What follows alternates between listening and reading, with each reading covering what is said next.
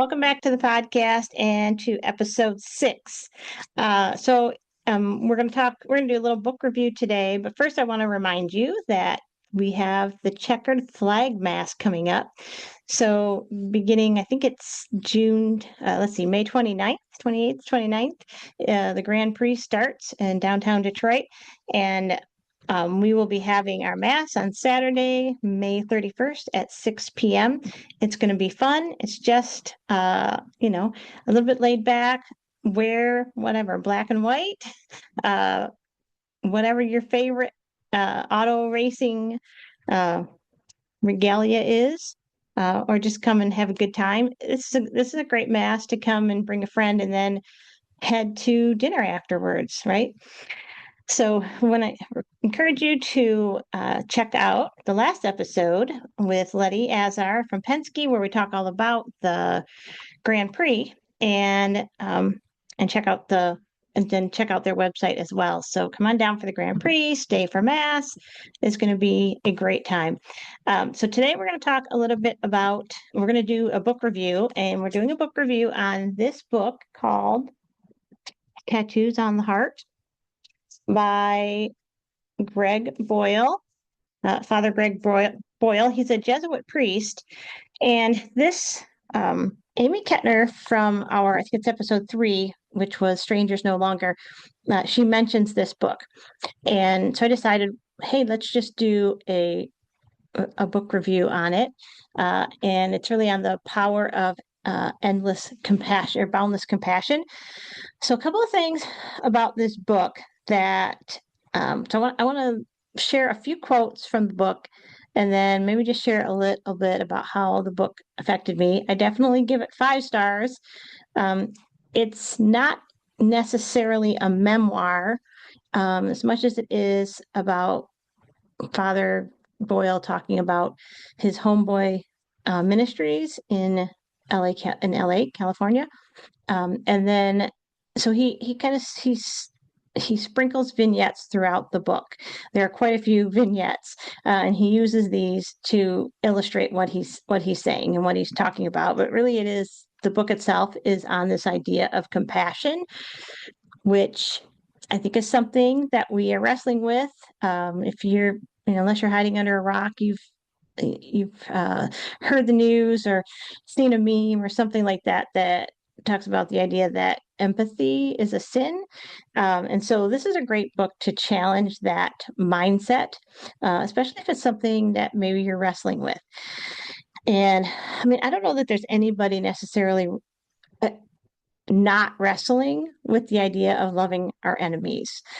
One of the first things he says in this book is, to quote him, that this book is to challenge us to change our lurking suspicion that some lives matter less.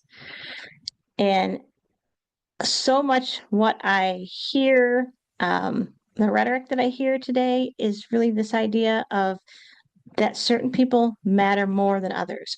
Or to say it the other way is to say that some lives matter less. And as people who follow Jesus, we recognize that all life is precious to Christ, and that we really, and that there are those who have historically been treated as less. And so God asks us to step out and to love them maybe a little more. Father Boyle says in his book, a person becomes a person through other people.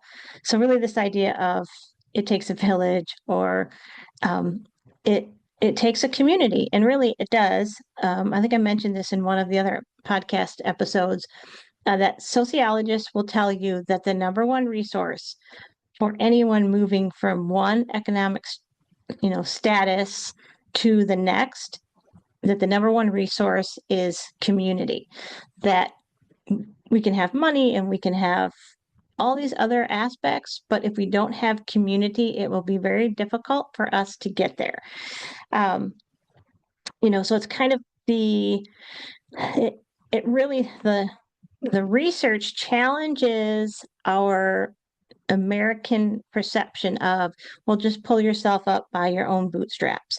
But but the science says that it takes community to do that. Um, and one of the things that I appreciate Father Boyle's humility, um, which I see often in Jesuit priests, just in the Jesuits themselves, is he talks about how um, he made had to make a decision to catch people in the act of doing the right thing. And I think that really kind of gets at the heart of compassion. It's very easy for us to see what's going wrong, what other people are doing wrong, and to overlook the things that they are doing right. And so he really made an intentional effort to look for the things that they were doing right and then to speak into their lives about those things, right?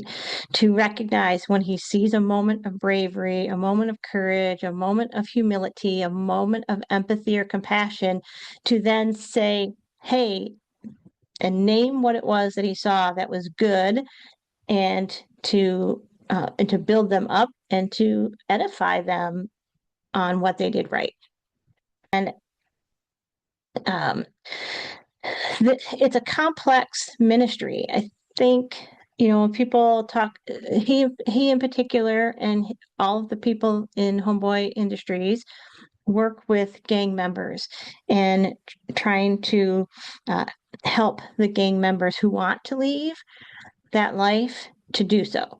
So it's not necessarily, as he says, helping those who need it, but helping those who want it. Uh, there's a story that he tells how at his parish, things kind of happens fast, this helping gang members, and it grows so fast that there's a lot of chaos in the parish, and that the parish calls a meeting, and he's anticipating that he's going to get the boot. And two or three of the most influential women in that parish stand up and they say, we help gang members at this parish because it's what Jesus would do. Uh, and then the people applaud. And I think you could fill in the blank with anything. We help blank at this parish because it's what Jesus would do. So you fill in the blank. Those are the people that we help, right? We help um, single moms. We help teenage pregnant girls. We help prostitutes. We help gay people. We help Black people. We help uh, immigrants and refugees, Indigenous people. You could, whatever you want to fill in the blank. Um, and and there was a couple other things that happened that, like that phrase, and then these other two phrases I want to talk about, and then I want to talk about kind of what my reaction, personal reaction to this book. So he says that he gives them a chance to work with their enemies. Um, I mean, who annoys you the most? And what if your pastor or your priest comes up and says, I'm going to give you an opportunity to work with your enemy? Well, bless God, right? And the the idea of helping gang members um, to not just survive but to thrive is complex, right? And part of that means learning to work with your enemies. Um, I had someone call me this week, and they had met an unhoused person on the street, and they wanted to get that person connected with the Pope Francis Center. You can go back and listen to episode 4 if you want to learn more about the Pope Francis Center. And in the conversation that we were having, he was, I think, wrestling a little bit of an existential crisis and started asking questions like, why are there so many homeless people? Why can't we just build a bunch of tiny homes and give them the keys? Why has this person been living on the streets for 7 years? And the best I could do is say that's a very complicated answer, and it's going to be different for every person that you meet. So even in Homeboy Industries, Father Boyle talks about the complexity of the things. So they don't just offer them jobs, which is really how it started. He started this ministry to give gang members jobs so that they had something else to do than to fight and sell drugs. But it isn't just about employment. This Homeboys Industries offers tattoo removal for those who want it. And he tells the story of someone who really wanted to get a job but had "fuck the world" written on his forehead. And he said, they don't want me working the front line at McDonald's. So they started tattoo removal for those who wanted it. Mental health services, they offer case management, they offer legal services. Um, and so, just like the person who asked me this week about why are there so many homeless people, we could say the same thing. Why are there so many gang members? And how do we solve this problem? And it's complicated. It's a complicated answer. It's a complex because the problem is complex. It involves a complex solution. And he also makes a comment in the book about, he says, it's what we are doing here, even though it's a large ministry and has had huge success in helping um, gang members to get out of the lifestyle. He says it's really just a tiny drop in the bucket. It's one area in the city of LA, in the state of California, in the country of the United States. And it can get discouraging, right? I think for us, one of the biggest, there's a lot of lies capitalism has told us, but one of the big ones is that it has to be, you either have to go big or go home. And it's this all or nothing mentality. And that we have to trust God that our tiny drop in the bucket is going to cause ripple effects, especially as we tell stories, especially as we tell the stories of the things that we're doing. Somebody else hears what we're doing, and maybe it inspires them to do a similar thing, or just inspires them to do something else. But it inspires them to keep going, uh, and that they're not alone, right? Because we can start to think that we're alone in offering compassion to the world. So this book had a really uh, profound impact on me. And the timing, of course, is perfect. God's timing usually is. And I think for me, one of the things I've always believed is that God redeems all things. And um, so for many people don't know my story. I was an evangelical pastor for almost 20 years and left after I experienced some significant trauma, mostly because I was one of those people saying, at this parish, we help fill in the blank. And then I began being told, no, you can't help fill in the blank. And and eventually, I think I stopped believing that God really truly um, redeems all things.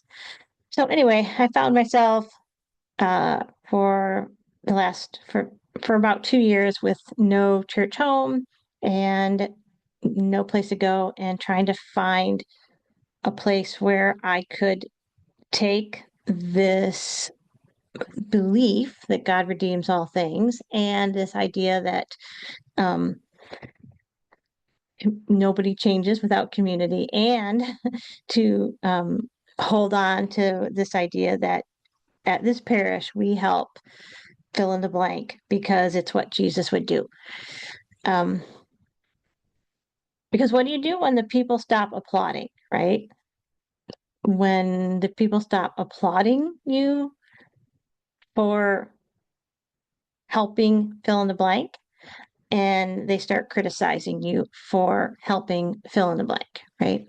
Whoever these people might be.